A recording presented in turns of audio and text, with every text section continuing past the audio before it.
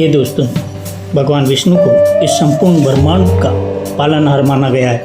धर्म और सृष्टि की रक्षा के लिए उन्होंने समय समय पर पृथ्वी पर अवतार लिए। पौराणिक कथाओं के अनुसार जब जब पृथ्वी पर पाप और अत्याचार और असुरों का प्रभाव बढ़ा, पर पृथ्वी पर संकट आया, तब भगवान विष्णु ने आगे आकर पृथ्वी की रक्षा की। पृथ्वी को बचाने की जुड़ी सबसे प्रसिद्ध और महान कथा वाराह अवतार की है। आइए संपूर्ण कथा का विस्तार से जानते हैं। कथा का दैत्यराज कश्यप और दिति के दो शक्तिशाली पुत्र हिरण्याक्ष और हिरण्यकश्यप। हिरण्याक्ष ने कठोर तपस्या करके ब्रह्मा जी को अजय होने का वरदान प्राप्त कर लिया और इस वरदान के अहंकार में अंधा होकर वह तीनों लोकों में अत्याचार करने लगा। उसने देवताओं को स्वर्ग से निकाल दिया, संपूर्ण ब्रह्मांड पर भय व्याप्त कर दिया। हिरण्याक्ष की शक्ति इतनी बढ़ गई कि उसने पृथ्वी को ही अपना निशाना बनाया। उसने पृथ्वी को उसके स्थान से उखाड़ लिया और ब्रह्मांड के सबसे गहरे और अंधकारमय जल रसातल यानी प्रलय के समुद्र के अतल की गहराई में ले जाकर छिपा दिया। पृथ्वी के जलमग्न होने से समस्त जीव जंतु, वनस्पति और मानव जीवन पर अत्यधिक संकट मंडराने लगा। पृथ्वी देवी भूदेवी ऐसा होकर भगवान विष्णु को पुकारने लगी। सभी देवताओं और ब्रह्मा जी चिंतित होकर भगवान विष्णु जी की शरण में पहुंचे। उन्होंने पृथ्वी की रक्षा की प्रार्थना की।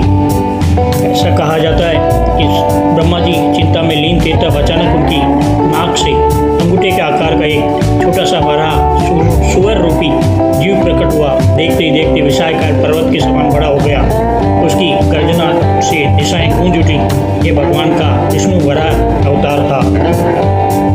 भगवान वराह ने पृथ्वी की रक्षा के लिए प्रलय के विशालकाय समुद्र में छलांग लगा दी और तीक्ष्ण समुद्र की शक्ति और दिव्य दृष्टि से उन्होंने महासमुद्र के सबसे निचले भाग रसातल में छिपी पृथ्वी को खोज निकाला।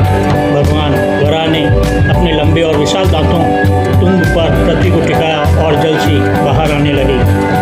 जब हिरण्याक्ष को पता चला कि कोई उनकी कैद से पृथ्वी को मुक्त करा कर ले जा रहा है, तो वह क्रोधित होकर हाथ में गदा लिए वराह भगवान के सामने आ गया और भगवान विष्णु से युद्ध के लिए ललका।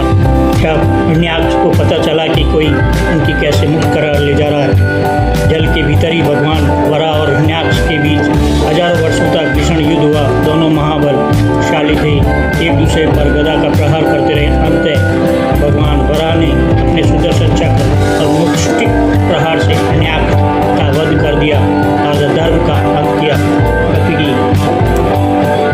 हिरण्याक्ष को वध करने के पश्चात भगवान वराह ने पृथ्वी को सुरक्षित रूप से समुद्र से बाहर ले आए और उसकी पूर्व कक्षा में स्थिर कर दिया। पृथ्वी देवी ने संकट से उबरने के लिए भगवान विष्णु को कोटि कोटि धन्यवाद किया और देवताओं